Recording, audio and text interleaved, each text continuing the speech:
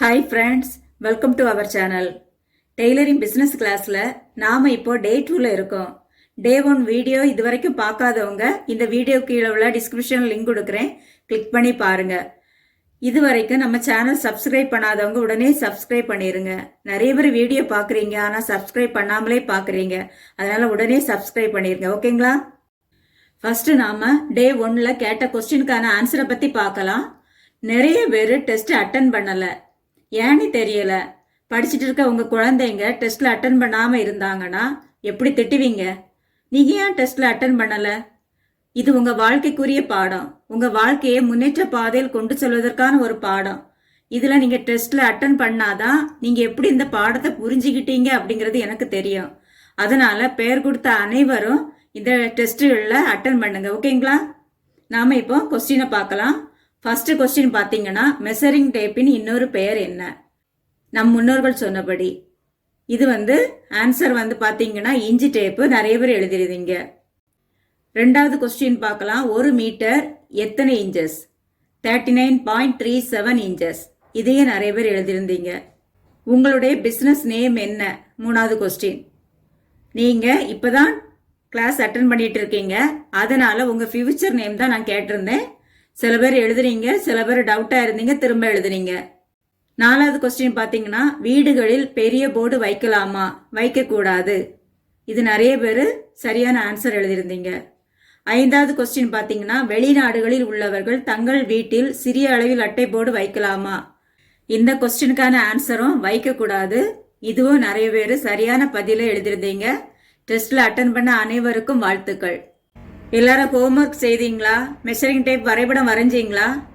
கைத்தொழில் ஒன்றை கற்றுக்கொள், கவலை உனக்கிலே ஒத்துக்கொள் என்று நம்ம முன்னோர்கள் ஒரு பழமொழி சொன்னாங்க. அவங்க சொன்ன மாதிரி இந்த கைத்தொழில் நமக்கு பல பேருக்கு உதவுதுங்க. நாம என்னதான் படிச்சு வேலை பார்த்தாலும் சில சமயங்கள்ல நமக்கு கை கொடுப்பது இந்த கைத்தொழில் தாங்க. அதனால நீங்க நோட்ஸை கவனமா எழுதுங்க, ஓகேங்களா? நான் என்னைக்கோ எழுதி வச்ச நோட்ஸ், என்னைக்கோ எழுதிய ஹோம்ஒர்க் எல்லாம் இப்போ உங்களுக்கு டீச் பண்ணதுக்கு உதவுது. அதனால நமக்கு எதிர்காலத்துல நம்ம வாழ்க்கைக்கு இந்த பாடங்கள் உதவியா இருக்கும். அதனால நோட்ஸை ரொம்ப கவனமா எழுதுங்க, ஓகேங்களா? அடுத்த மிக முக்கியமான விஷயம் பார்த்தீங்கன்னா, ஒரு தடவை உங்க பேரை பதிவு பண்ணவங்க திரும்ப திரும்ப உங்க பேரை பதிவு பண்ண வேண்டாங்க. உங்க ரோல் நம்பரை மட்டும் நீங்க மென்ஷன் பண்ணாலே போதும். நீங்க கிளாஸ் அட்டன் பண்ணிட்டு அந்த வீடியோ கீழே உங்க ரோல் நம்பர் மட்டும் நீங்க மென்ஷன் பண்ணா போதும். திரும்ப திரும்ப உங்க பேரை பதிவு பண்ணும்போது நானே என் ரெஜிஸ்டர்ல உங்க பேரை திரும்ப திரும்ப எழுத வேண்டியது வருது. இங்க பெயர் கொடுத்த எல்லாரையும் பிசினஸ் பண்ண வைக்கிறது தான் என்னுடைய கோலா இருக்கு. அதனால நீங்க திரும்ப திரும்ப பேரை கொடுக்கும்போது நானும் திரும்ப திரும்ப எழுதி வச்சிடுறேன். அதனால நீங்க ஒரு தடவை உங்க பேரை பதிவு கொடுத்தவங்க திரும்ப திரும்ப பதிவு பண்ண வேண்டாங்க. அடுத்து பாத்தீங்கன்னா, சில பேர் சிலபஸ் பத்தி கேட்டீங்க. இது ஒரு வித்தியாசமான கிளாஸுங்க. இதுல டெய்லரிங் கிளாஸும் இருக்கும், டெய்லரிங் பிசினஸ் கிளாஸும் இருக்கும். இந்த கிளாஸ் நான் ஃபர்ஸ்ட் டைமா உங்களுக்காக நான் நடத்துறேன்.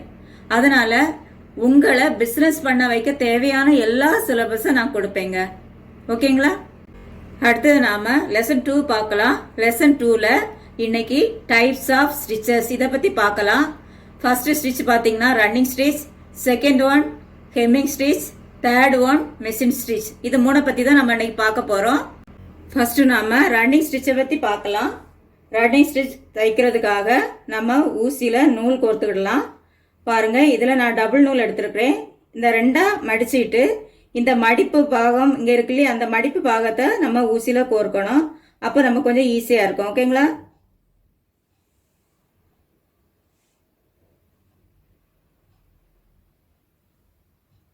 அடுத்து பாத்தீங்கன்னா, இந்த மடிப்பு இல்லாத பாகம் இருக்கு இல்லையா, அதுல நீங்க நாட்டு போடலாம். இத மாதிரி இப்படி பிடிச்சு வச்சு இந்த நூலை உள்ள கொடுத்து இப்படி உருட்டி எடுத்துட்டா போதும், நாட்டு வந்துடும். பாருங்க, நாட்டுல இத மாதிரி ரொம்ப நீளமா இருந்தா நம்ம அதை கட் பண்ணிக்கிடலாம் கொஞ்சம் இடம் விட்டு.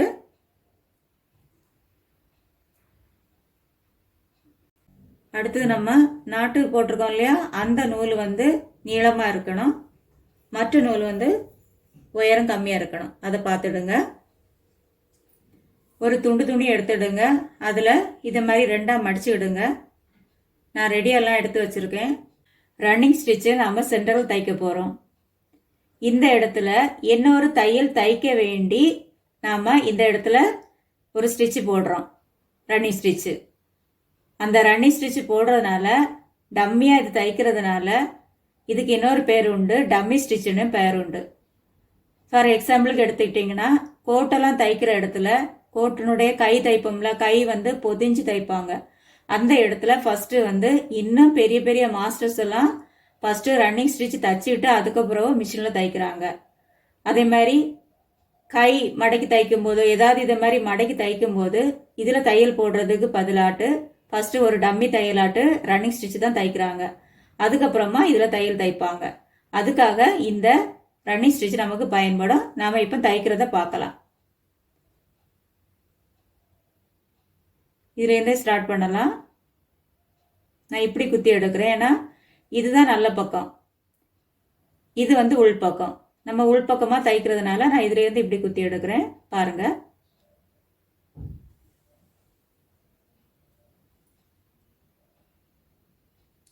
இந்த அளவுக்கு தைக்கணும். பாருங்க,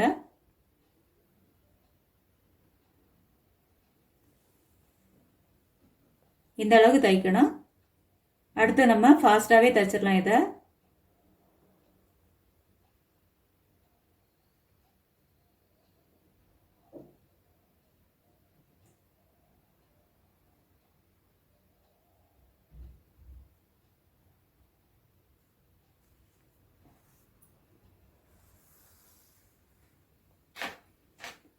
இந்த தையல் தைச்சிட்டு இப்படி சுருக்கி வச்சிடக்கூடாது. இதை கரெக்டாக இப்படி எடுத்து விடணும். ஓகேங்களா?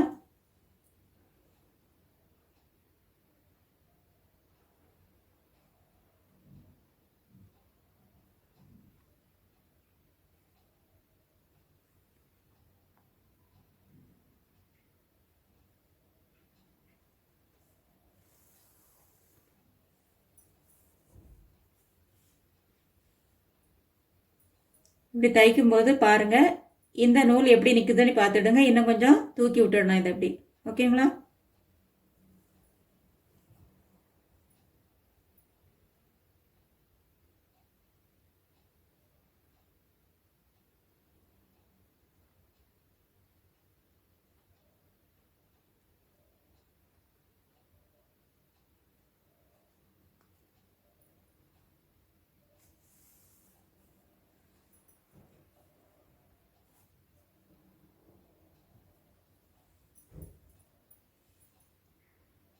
இப்போ நம்ம இந்த சிங்கிள் துணி மேலே உள்ள துணியை வச்சு நாட்டு போட்டுடலாம். ஒரு நாட்டு இப்படி குத்திட்டு பாருங்க, இதுக்குள்ளாடி போட்டு எடுக்கணும் நாட்டு.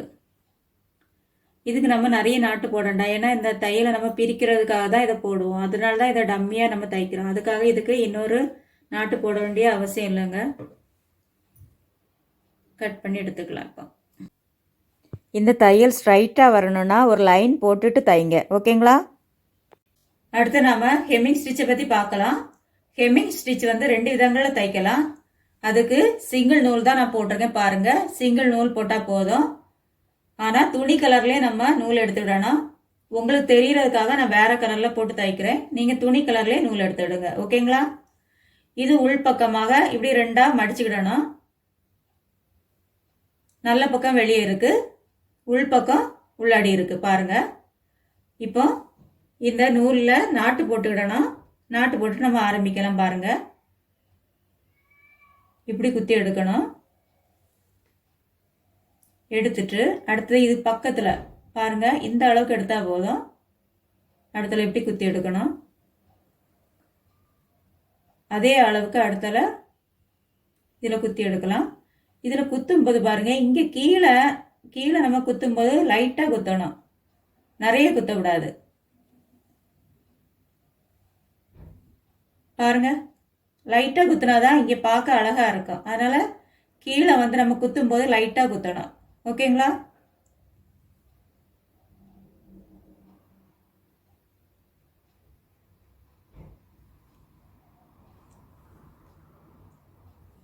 மேல் துணியில நம்ம இந்த மேல் துணியில வந்து நீளமா வந்தாலும் பிரச்சனை இருக்காது. கீழ் துணியில மட்டும் லைட்டா குத்தி எடுக்கணும்.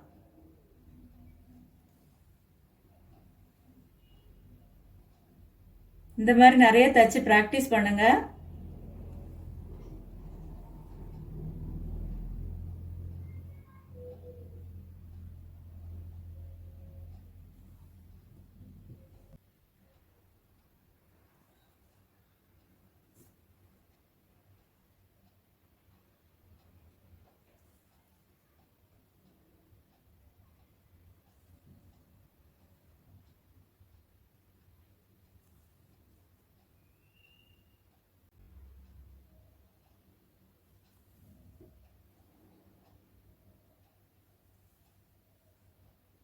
தைச்சி முடிச்சதுக்கு அப்புறமா இதில் இந்த மேல் துணியில் மட்டும் நாட்டு போட்டுட்டு தைக்கணும். பாருங்கள், இந்த மாதிரி குத்தி மேல் துணியில் மட்டும் எடுத்து இது பக்கத்தில் வந்த பிறகு இதுக்குள்ளாடி போட்டு எடுக்கணும். அதே மாதிரி 2 தடவை போட்டுக்கிடுங்க. இப்படி குத்திட்டு இது பக்கத்தில் வரும்போது இதுக்குள்ளாடி போட்டு எடுக்கணும்.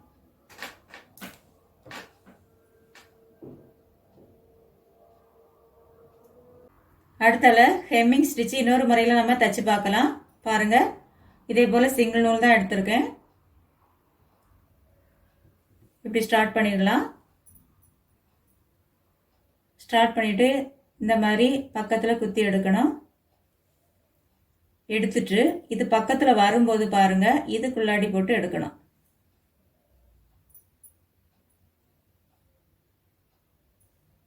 பாருங்கள், இந்த அளவு தைச்சா போதும். இப்படி வரும்போது இந்த பக்கத்தில் வரும்போது இதை உள்ளாடி போட்டு எடுக்கணும்.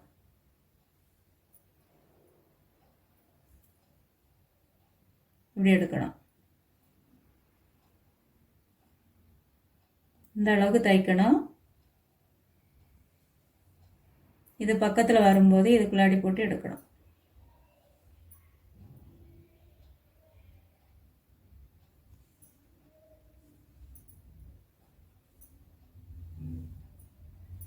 இதை கொஞ்சம் இப்படி இழுத்து விட்டுடுங்க.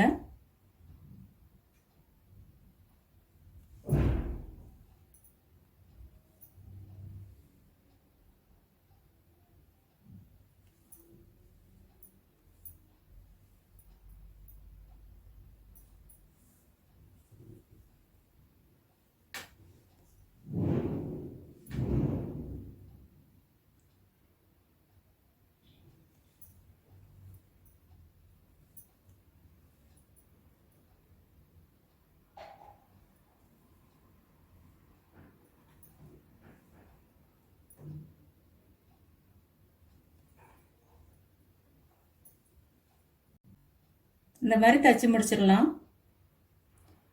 இந்த அளவு பக்கத்தில் தைக்கும் போது தான் இந்த தையல் வந்து ஸ்ட்ராங்காக இருக்கும். தள்ளி தள்ளி தைச்சோம்னா தையல் ஸ்ட்ராங்காக இருக்காது. அதனால் ப்ளவுஸ் எல்லாம் ஹெம்மிங் பண்ணும்போது இந்த அளவுக்கு தைச்சிடுங்க. இதோட தள்ளி தள்ளி தைச்சிங்கன்னா ஸ்ட்ராங்காக இருக்காது.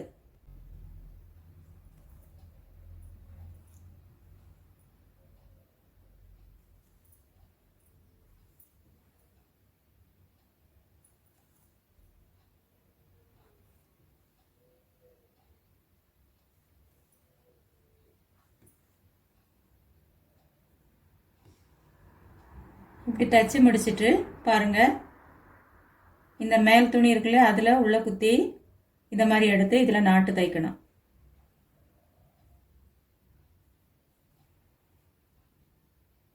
இதில் 2 நாட்டு தைக்கலாம். இப்படி பக்கத்தில் வந்ததுக்கு அப்புறமா உள்ளே போட்டு எடுக்கணும்.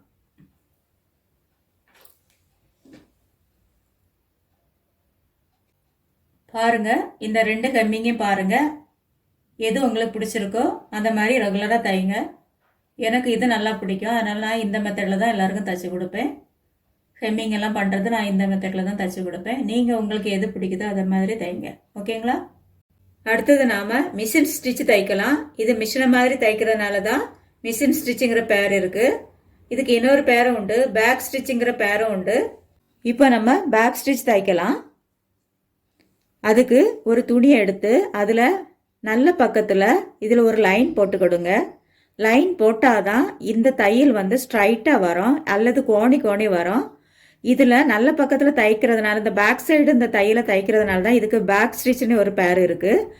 மற்ற தையல்லாம் பார்த்தீங்கன்னா நம்ம உள்பக்கம் தைப்போம், இது வந்து வெளிப்பக்கம் தைக்கிறோம். ஓகேங்களா? நான் இந்த தையல் தைக்கிறதுக்கு ஊசியில் 2 நூல் கோர்த்துருக்கேன். இப்போ நம்ம ஸ்டார்ட் பண்ணலாம். பாருங்கள், ஃபஸ்ட்டு கீழே இருந்து குத்தி எடுக்கணும். பாருங்கள், எடுத்துட்டு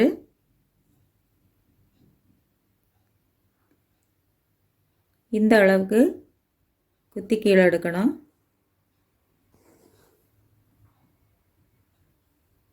எடுத்துட்டு இதே அளவுக்கு இங்கே தைக்கணும்.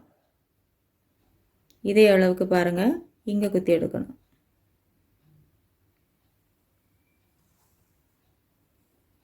எடுத்துட்டு அடுத்துல அந்த தையல் முடிஞ்சிருக்குல்ல, இந்த இடத்துல குத்தணும்.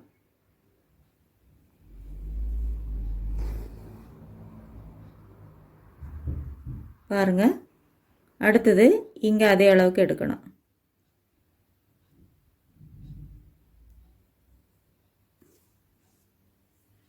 தையல் முடிஞ்சிருக்க இடத்துல குத்தணும்.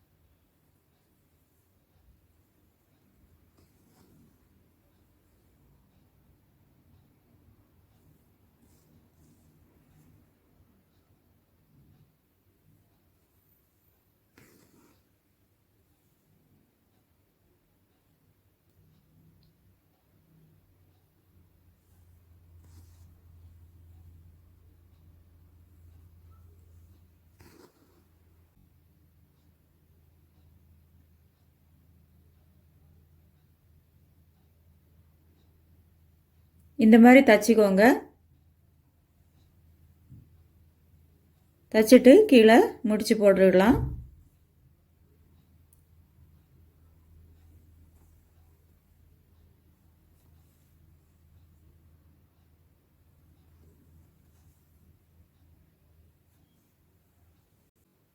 இந்த 3 தையலையும் நல்லா ப்ராக்டிஸ் பண்ணுங்க. ப்ராக்டிஸ் பண்ண தான் நல்லா உங்களுக்கு ஃபினிஷிங்காக வரும். அதனால ப்ராக்டிஸ் பண்ணுங்க. நமக்கு மிஷின் ஸ்டிச்சு அவ்வளோவா தைக்க வேண்டிய வராது. ஆனால் இந்த ஹெம்மிங் வந்து நல்லா ப்ராக்டிஸ் பண்ணுங்கள். நல்லா ப்ராக்டிஸ் பண்ணுங்கள். ஓகேங்களா?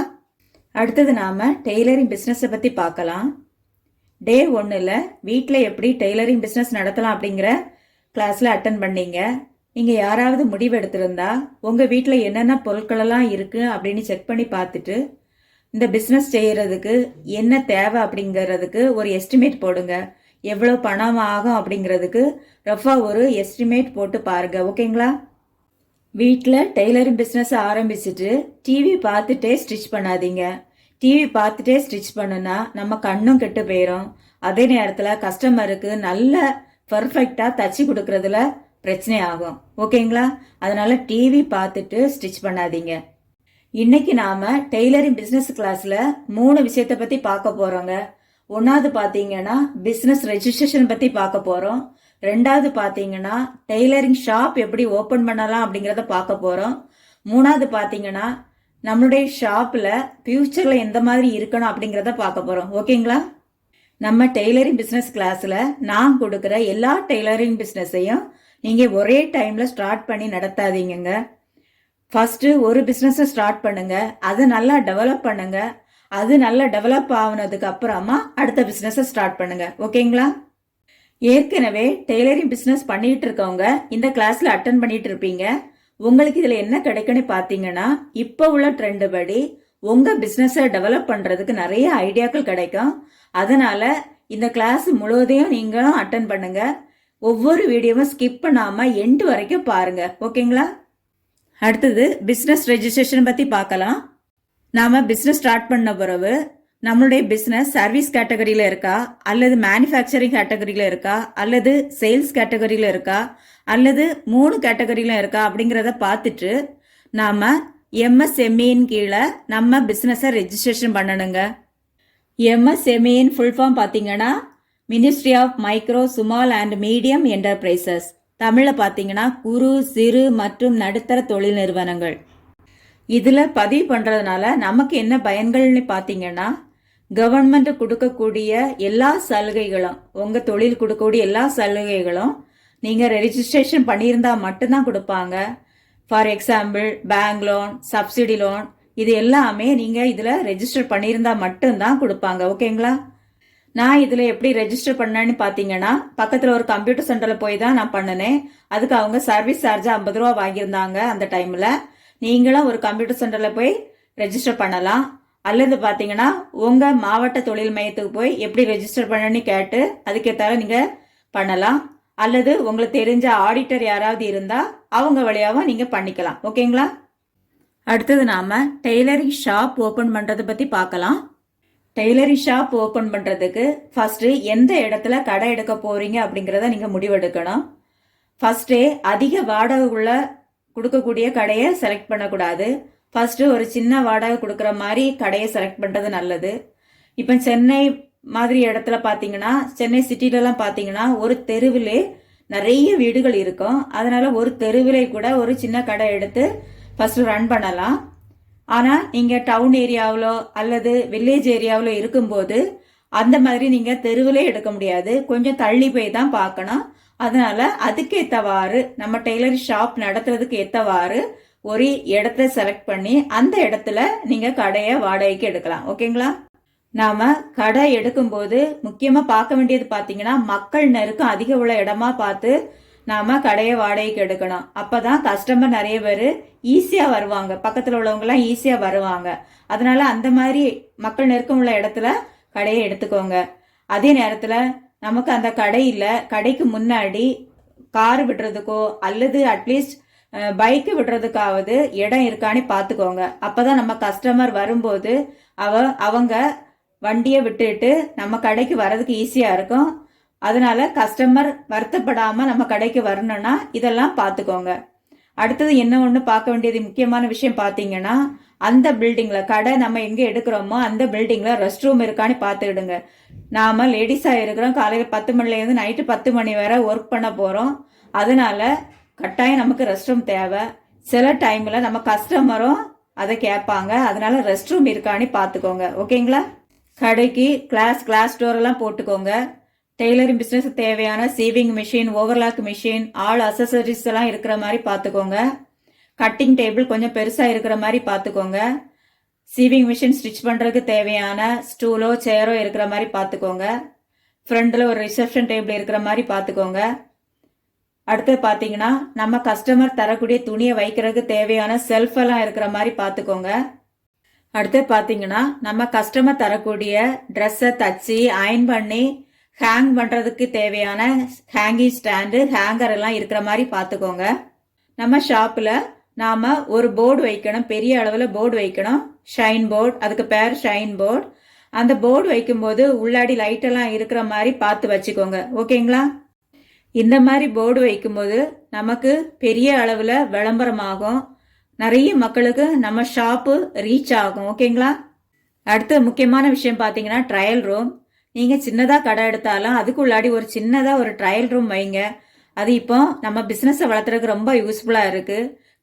வரக்கூடிய கஸ்டமர்லாம் கேட்கக்கூடியது ஃபிட்டிங் ரூம் இருக்கான்னு தான் கேட்பாங்க. அதனால நீங்கள் ஒரு சின்னதாக ட்ரையல் ரூம் வச்சுக்கோங்க. அது ரொம்ப ரொம்ப நல்லது. கஸ்டமருக்கு தைக்கிற துணியை அவங்க ட்ரையல் பண்ணி பார்த்துட்டு ஏதாவது ஆல்டர் இருந்தால் உடனே நம்ம தச்சு கொடுத்து அவங்கள திருப்தியாக அனுப்பலாம். சில கஸ்டமர் ஃபிட்டாக போடுவாங்க, சில கஸ்டமர் கொஞ்சம் லூஸாக போடுவாங்க. இதெல்லாம் அவங்க ட்ரையல் பண்ணி பார்க்கும்போது நமக்கு புரிய வரும். அதனால ட்ரையல் ரூம் சின்னதானாலும் நீங்கள் வச்சுக்கோங்க. ஓகேங்களா? நீங்கள் ஒரு ஜென்ஸாக இருந்து லேடிஸ் டெய்லரிங் பிஸ்னஸ் நடத்திட்டு இருந்தா நீங்கள் ஒரு லேடி டெய்லரை வேலைக்கு வச்சுக்கோங்க. நீங்கள் லேடி டெய்லரை வேலைக்கு வச்சிங்கன்னா உங்கள் பிஸ்னஸ் ஃபாஸ்ட்டாக வளருங்க. எப்படி பார்த்தீங்கன்னா, அளவு எடுக்கிறதுக்கு பெண்களுக்கு நீங்கள் அளவு எடுக்கும்போது எல்லா பெண்களும் அலோவ் பண்ணுறதில்ல. அடுத்தது நீங்கள் அளவு எடுத்தாலும் கரெக்டாக அளவு எடுக்க முடியாது, எல்லாரும் கரெக்டாக கொடுக்க மாட்டாங்க எல்லா பெண்களும். அதனால நீங்கள் லேடிக்கு அளவெடுக்க வச்சிங்கன்னா உங்கள் பிஸ்னஸ் இன்னும் ஃபாஸ்ட்டாக வளரும். நீங்கள் டெய்லரிங் பிஸ்னஸை ஆரம்பித்து நீங்கள் மட்டும் ஸ்டிச் பண்ணிகிட்டே இருந்தால் நீங்கள் மணி ஏர்ன் பண்ணுறதுக்கு இன்னும் நிறைய நாள் ஆகுங்க. அதனால நீங்கள் கொஞ்ச நாள் இதை வளர்த்திட்டு அதுக்கப்புறமா ஒரு ஆளை வேலைக்கு எடுங்க, அதுக்கப்புறமா இன்னொரு ஆளை வேலைக்கு எடுங்க. அந்த மாதிரி 2, 3, 4 ஆளோட வேலைக்கு எடுக்கும்போது என்ன ஆகுன்னா உங்கள் பிஸ்னஸ் நல்லா வளரும். அதே நேரத்தில் நீங்கள் நிறைய மணி ஏர்ன் பண்ணலாம். இப்போ உள்ள ட்ரெண்ட் படி டெய்லரிங்கை பிஸ்னஸாக பார்த்து அதுக்கு மார்க்கெட்டிங் பண்ணி அந்த மாதிரி பெரிய அளவில் பிஸ்னஸ் பண்ணிக்கிட்டு இருக்கக்கூடியவங்களாம் நாம் பார்க்க முடியுது. அதனால உங்கள் பிஸ்னஸை கொஞ்சம் கொஞ்சமாக வளர்த்த பாருங்க. ஓகேங்களா? இப்போ நம்ம டெய்லரிங் பிஸ்னஸுக்கு தேவையான ஃபியூச்சர் ஐடியாவை பற்றி பார்க்கலாம். ஃபியூச்சரில் நாம் என்ன செய்யலாம்னு பார்த்தீங்கன்னா, நம்ம கடையிலேயே லைனிங் துணியெல்லாம் வாங்கி வைக்கணும். லைனிங் துணி ஒவ்வொரு கலரும் ரோலாக வாங்கணும். அப்போ அந்த ஒரு ரோல் வாங்கும்போது 18 to 20 மீட்டர், 22 மீட்டர் அந்த மாதிரி இருக்கும். அந்த மாதிரி நம்ம ஒவ்வொரு கலராக வாங்கி வைக்கணும். ஒரு 10 கலர்லேருந்தே கொஞ்சம் கொஞ்சமாக நம்ம கூட்டலாம். லைனிங் துணி வாங்கி வைக்கும்போது நம்ம லைனிங் துணிக்காக இன்னொரு இடத்துக்கு போக வேண்டாம். நாம நம்ம லைனிங் துணியை குவாலிட்டியானதா கொடுக்கலாம், இன்னும் விலை கம்மியா கொடுக்கலாம். அதுலயே நமக்கு ஒரு பெனிஃபிட் கிடைக்கிறதுக்குள்ள வழியும் இருக்கு. அடுத்தது பார்த்தீங்கன்னா சாரி ஃபால்ஸும் நம்ம வாங்கி வச்சுக்கிடலாம் எல்லா கலர்களுமே. அப்படி வாங்கி வைக்கும்போது இந்த சாரி ஃபால்ஸுக்காக நம்ம இன்னொரு இடத்துக்கு போக வேண்டிய அவசியம் இல்லை. அதனால நாம சாரி ஃபால்ஸ் வாங்கி வச்சு நம்மளே நம்ம கஸ்டமருக்கு கொடுக்குற மாதிரி பார்த்துக்கலாம். ஓகேங்களா? அடுத்தது பார்த்தீங்கன்னா நம்ம ஷாப்பில் தச்சு கொடுக்குற எல்லா துணிக்கும் டேக் தச்சு கொடுக்குற மாதிரி பாருங்க. நம்ம கம்பெனி டேக் தச்சு கொடுக்கும்போது அது நமக்கு பெயரும் புகழும் வாங்கி தரும். நிறைய பேருக்கு இது ஒரு அட்வர்டைஸ்மெண்ட்டாகவும் மாறும். அதனால கம்பெனி டேக் தச்சு கொடுக்குற மாதிரி பார்த்துக்கோங்க. ஓகேங்களா? அடுத்தது நம்ம ஷாப்புக்கு தேவையான பில் புக்கு, விசிட்டிங் கார்டெல்லாம் அடிச்சுக்கோங்க. நம்ம கஸ்டமருக்கு பில் பண்ணி கொடுக்கும்போது அந்த பில்லுல இருந்து அவங்க அமௌண்ட் குறைக்க முடியாது. அந்த பில் அமௌண்ட்டே கொடுத்துருவாங்க. அதே நேரத்தில் நமக்கு இது விளம்பரமாகவும் மாறும். நம்ம ஷாப்புக்கு விளம்பரமாகவும் இந்த பில் புக்கு, விசிட்டிங் கார்டெல்லாம் மாறும். அதனால நீங்க பில் புக்கும் அடிச்சிருங்க, விசிட்டிங் கார்டும் அடிச்சுக்கோங்க. ஓகேங்களா? அடுத்து பார்த்தீங்கன்னா ஃபியூச்சர்ல நம்ம ஷாப்புக்கு ஒரு கம்ப்யூட்டர் வாங்கணுங்க. நம்ம அந்த கம்ப்யூட்டர் வாங்கி வைக்கும்போது என்ன பெனிஃபிட்னா நம்மளுடைய கணக்கு வழக்கெல்லாம் அதிலே என்டர் பண்ணிடலாம். அடுத்தது பார்த்தீங்கன்னா ஏதாவது ஃபைல்ஸ் அதில் என்டர் பண்ணிடலாம். கஸ்டமர் ரெக்கார்டு அதில் என்டர் பண்ணிடலாம். கஸ்டமர் ஏதாவது பிக்சர் கேட்டாங்கன்னா அந்த பிக்சரை நம்ம அவங்களுக்கு சென்ட் பண்ணி கொடுக்கலாம். ஈஸியாட்டு சென்ட் பண்ணி கொடுக்கறதுக்கு நமக்கு அது உதவும். அதனால ஃபியூச்சரில் ஒரு கம்ப்யூட்டர் வாங்கி வைக்கிறது நல்லதுங்க. ஃபியூச்சரில் நாம் டம்மிஸ் எல்லாம் வாங்க வேண்டியது வரும். டம்மிஸ் நமக்கு பல சைஸில் கிடைக்கும். நமக்கு ஸ்மால் மீடியம் இருந்தால் நல்லது. ஏதாவது டவுட் இருந்தனா நம்ம அதிலே போட்டு தச்சு ப்ராக்டிஸ் பண்ணலாம். அதனால டம்மிஸ் நமக்கு ரொம்ப நல்லது. ஷோ பண்ணிக்கலாம். நாம் தச்ச ட்ரெஸ்ஸை அதுக்கு போட்டு ஷோ பண்ணிக்கிடலாம். அதனால ஃபியூச்சரில் டம்மிஸ் நம்ம வாங்குறது ரொம்ப ரொம்ப நல்லதுங்க. அடுத்தது பார்த்தீங்கன்னா ஃபியூச்சரில் நம்ம கடைக்குள்ளேயும் வெளியேயும் கேமரா வைக்கிறது நல்லது. நம்ம ஸ்டாஃப் எல்லாம் என்னென்ன தைக்கிறாங்க அந்த இதெல்லாம் டீட்டெயில்ஸ் எல்லாம் நம்ம பார்க்கணுன்னா நமக்கு உள்ளாடி கேமரா இருந்தால் தான் நம்மளால் பார்க்க முடியும். ஒருவேளை நம்ம வெளியே இருந்திருப்போம், அவங்க என்ன தைக்கிறாங்க அப்படிங்கிறத பார்க்கறதுக்கு கட்டாயம் கேமரா அவசியம். இந்த காலகட்டத்தில் எல்லா பிஸ்னஸ் ஏரியாவிலையும் கேமரா வைக்கிறாங்க. அதனால நாமளும் கேமரா வைக்க வேண்டியது நல்லதுங்க. அடுத்து பார்த்தீங்கன்னா ஃபியூச்சரில் நம்ம ஷாப்பில் நிறைய மெட்டீரியல்ஸ் எல்லாம் ரோல் கணக்கில் வாங்கி வைக்க வேண்டியது வரோங்க. எப்படின்னு பார்த்தீங்கன்னா இப்போ உள்ள ட்ரெண்ட் படி பார்த்தீங்கன்னா கஸ்டமர் எல்லாம் டெய்லரிங் ஷாப்புக்கு வந்து அவங்க ஒரு மாடலை காட்டி இந்த மாடல் மாதிரி எங்களுக்கு தச்சு தாங்க, துணியை நீங்கள் எடுத்துக்கோங்க, அந்த மாதிரி சொல்கிற அளவுக்கு ட்ரெண்ட் ஆகிட்டே இருக்கு. அப்படி அவங்க வரும்போது நம்ம கடையில் அந்த மெட்டீரியல் இருந்தாதான் நாம் வந்து ஈஸியாக தச்சு கொடுக்க முடியும். அதனால எதிர்காலத்தில் நாம் மெட்டீரியல் வாங்கி வைக்கக்கூடிய அளவுக்கு அதை கொண்டு வரணுங்க. நம்ம ஷாப்பை வளர்த்தி கொண்டு வரணுங்க. இங்கே நான் சில கடைகளை பார்த்துருக்கேங்க. கீழே பார்த்தீங்கன்னா விற்பனைக்காக எல்லாம் வச்சுருப்பாங்க. ஃபர்ஸ்ட் ஃப்ளோரில் பார்த்தீங்கன்னா அங்கே ஒரு மாஸ்டரும் ஒரு டெய்லரும் இருப்பாங்க. அதுக்கேற்றால மிஷினெல்லாம் வச்சுருப்பாங்க. துணியை பார்த்தீங்கன்னா ரோலாக வச்சுருப்பாங்க. கஸ்டமர் என்ன கேட்குறாங்களோ அதை அவங்க தச்சு கொடுப்பாங்க. அவங்க கடைக்குன்னு யூனிக்காக சில மாடல்ஸ்களை வச்சுருப்பாங்க. அந்த மாடல்ஸில் அவங்க தச்சுட்டே இருப்பாங்க. கஸ்டமர் கேட்குறதையும் தச்சு கொடுக்குறாங்க. இந்த மாதிரி நாம் ஃபியூச்சரில் வச்சா இன்னும் நல்லாயிருக்கும் அப்படின்னு நான் நினைக்கிறேன். பணம் இருக்கிறவங்க ஷாப் ஓப்பன் பண்ணும்போது இந்த ஃபியூச்சர் ஐடியாக்களையும் கூட ஆட் பண்ணிக்கலாங்க.